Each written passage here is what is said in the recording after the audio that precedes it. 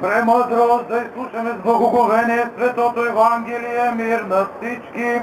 Ще се чете и Светото Евангелие от Йоанна. Слава Тебе, Господи, движи водата, защото ангел Господен от време на време слизаше, от каквато и болест да бе налегнат. Слава Тебе, Господи, слава Тебе, с мир на Господа да се помолим, Господи, помилуй. За мира по целия свят, за благостоянието на светите Божии църкви, единението им на Господа да се помолим, Господи, помилуй. Благодарение на Световна банка, с финансирането на Световна банка успяхме да направим една много сериозна инвестиция. 30 милиона са инвестирани този път да бъде рехабилитиран, 55 км, които осигуряват безопасно движение, по-добра свързаност, както каза господин Репник.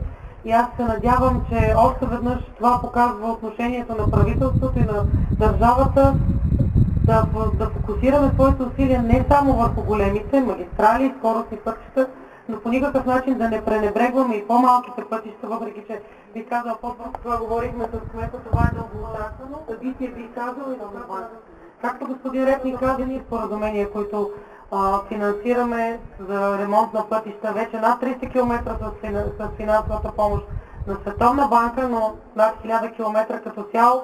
В изминалата година пътища сме рехабилитирали. Остава да успеем през следващия програмен период да разширим обхвата, в ремонта, рехабилитацията на втори, трети клас пътища, да добавим и повече общински пътища, за да може всички ние заедно да пътуваме по-безопасно и безаварийно по нашите пътища. Извън пътищата, като министър на регионалното развитие, искам да ви уверя, че имаме грижата и отношението към всички региони.